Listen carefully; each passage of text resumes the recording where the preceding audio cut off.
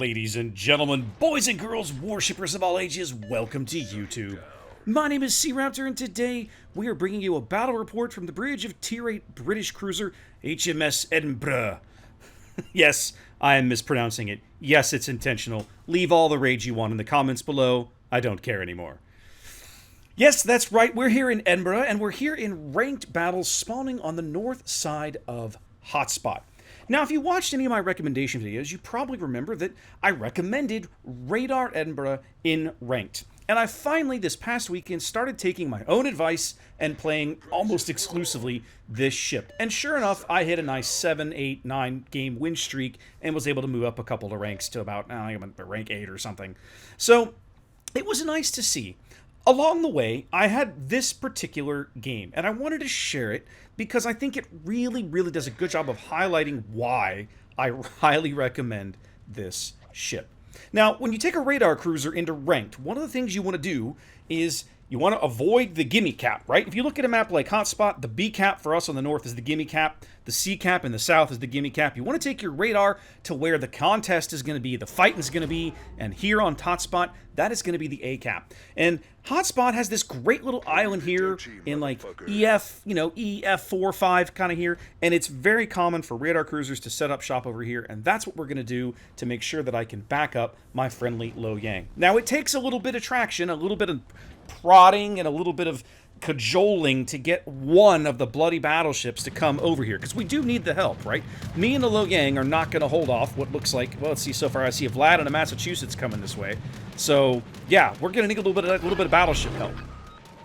The carrier sniffs out the Asashio in the middle of the board. Now, this is... I've seen Asashios make this play before, right? I've been on a team with an Asashio that successfully pulled this off on Northern Waters, if you've seen that game on the channel.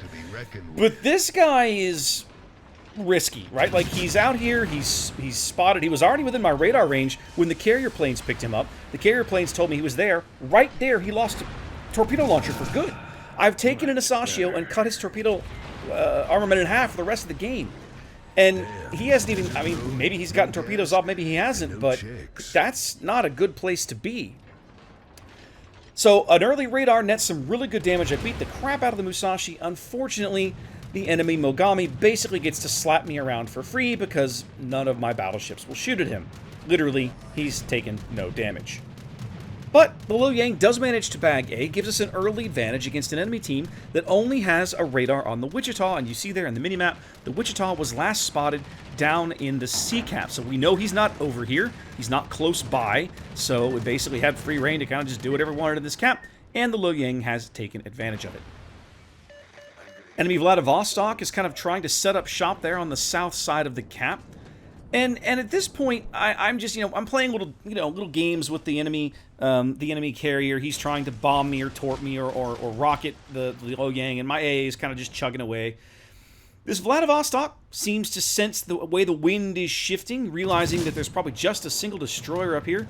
So he's coming out. Lordy, he coming around the corner as the enemy Shokaku brings in the AP dive bombers. I've got my AA chugging away. Trying to play some kind of acceleration juking games with this guy, and he does get an overpin on my stern, but that's about all he gets out of it. As I just kind of kick back over here and just show the Vladivostok my stern, and just, he gets 6 turrets just so I can get the resets every now and then. Now, one of the things you'll see me do from time to time when I do play Edinburgh in these kinds of formats is exactly this, right? There's a battleship he's trying to cap. I realized, can he hurt me? Yes, he absolutely can. But showing him my narrow profile like this, just giving him these 6 barrels that reload, every 7-8 seconds here, allows me to keep him reset, and for the moment, that's good enough for me. I'm totally happy with that. I'm not going to kill him. I need other people to do good work here. And you see the Lo Yang torps going in, and our Kagero is, hilariously, our Kagero is torpedo reload booster Kagero. Now, I wouldn't recommend this, but this dude's going to make it work for him. Just look at all the torpedoes going in on this poor Vladivostok. It is just wave after wave after wave of them. His little fun survival minigame comes to an end right there as... Wait a minute. Somebody else is in the cap. Oh, the kid has decided to come play, has he? Well, no. No, no, no, no, no, no. We can't have that. I take radar on this cruiser for a reason. Get the barrels around, and now we're gonna have fun with this guy. Now, I get why Kid is so popular, but pro tip, guys, and this just goes for like any destroyer, right? If you're playing a destroyer in a ranked game, you either need to know where the radars are, right, and stay away from them, at least for a while, unless you know for a fact it's down, or you need to play cagey until you know where they are. Enemy Wichita has managed to come back over here. Shikaku continues to try to dive bomb me, gets nothing. Wichita runs aground. That's going to give me some free shots, and the Lo Yang is smoking for me. Oh, it's so nice. It's so refreshing to have teammates willing to do this in rank. Because it's, to be brutally honest, it's bizarrely uncommon. I had a game in Edinburgh today, one of the few losses I've had this weekend in this ship, where if my team had just, one of my destroyers had just thrown me a smoke and they weren't using them, then, oh man, what a different game it would have been. Now, this duel with the Massachusetts highlights how you kind of have to be a little cagey and a little smart when you find yourself in close range engagements in smoke. I cannot fire my main battery. If I fire my main battery in this smoke screen, the Massachusetts will spot me, he'll know exactly where I am, and he'll just turn his guns and probably wipe me out at this range. So I'm intentionally waiting for him to commit to a course change, like now, there we go, to give him the starboard torpedoes. Now that my torpedoes are out and he knows where I was, I don't really care if he knows where I was. I was more wanting to make sure that he didn't assume that I had torpedoes in the water and try to dodge them too early. As it is, I only managed to land 2 of them, but it's still a nice solid hit. He does get his bow turrets into me there for about 10-12k, but a nice cross-torp, some nice cross-torp action from the CAG ends his game, and I'm still standing. 7 minutes into this game, every single battleship on the board is dead. Which, honestly, is a little mind-blowing. Like, I watched their battleships kind of commit harikiri, right? But what happened to ours, right? The Massachusetts over here did some good work on his way out the door.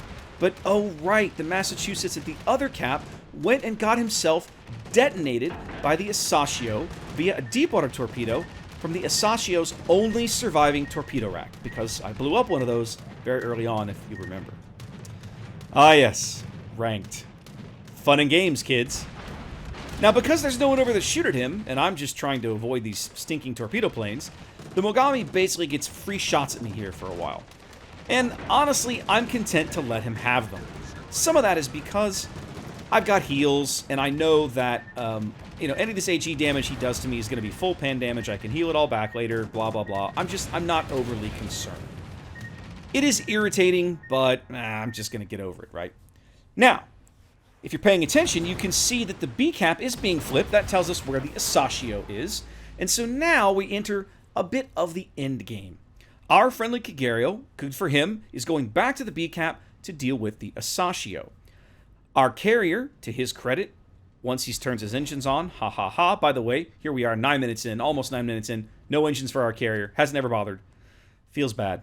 But does start taking planes over to at least start actively looking for the Asashio.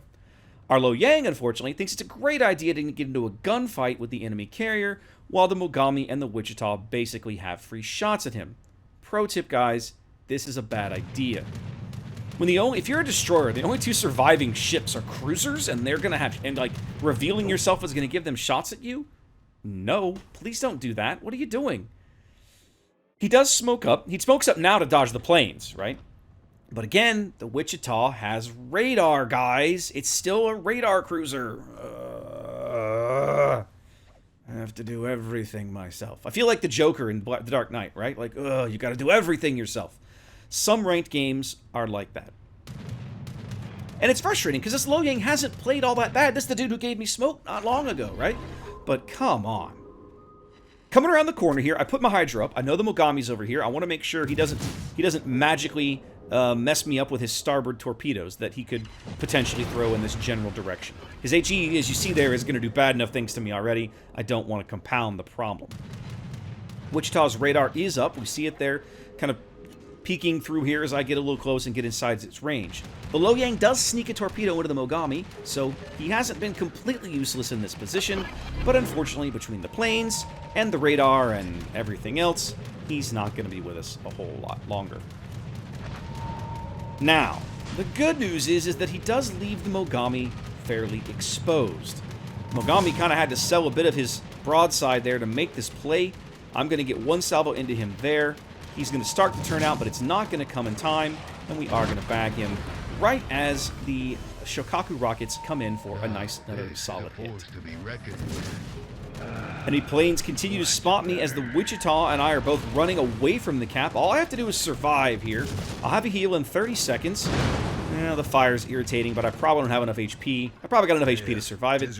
And finally, we're clear of the planes.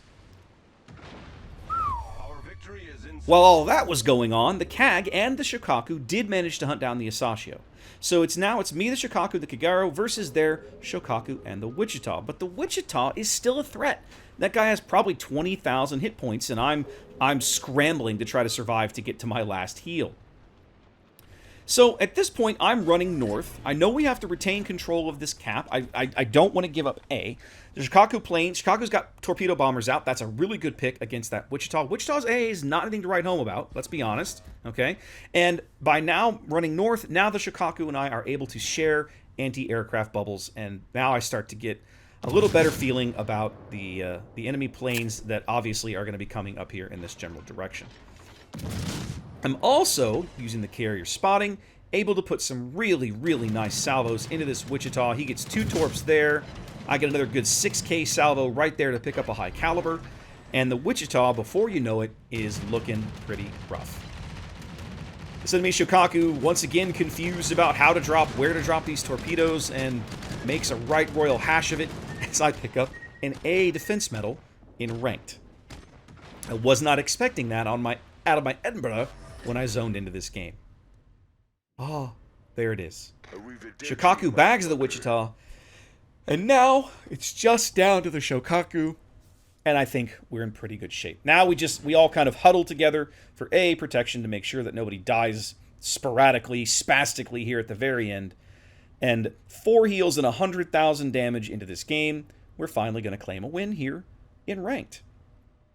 So, you see, this game highlights a lot of the things that I really, really like about Edinburgh. Her AA, of course, is not amazing, but you see here over the course of a game, I've done some solid work with it. Her heals keep her in the game long enough for her AA and her guns to do really good things, which is the point. The radar is absolutely trolly and devastating. Edinburgh, like Chapayev, can stealth radar at this tier, but in my opinion, Edinburgh just is the better choice of the two if you're looking for that functionality. She just has more tools, more things going for her. She has 10-kilometer torpedoes. I wasn't able to land any of those on the Vladivostok, but I have had games where those 10-kilometer torpedoes have made a big, big impact. So yeah, guys, there you go. I mean, 2,800 base XP in a ranked game is, I don't think I've ever had one this high. Or at least I certainly can't remember the last time I had one this high. So I was pretty proud of that number. I was pretty proud of this result, and I'm very, very happy having been playing Edinburgh now in ranked. Anyway, guys, there you go. Just a quick overview of that ship and some highlights of why I like her. Hope you enjoyed that. Be safe, wash your hands, and I'll catch you next time.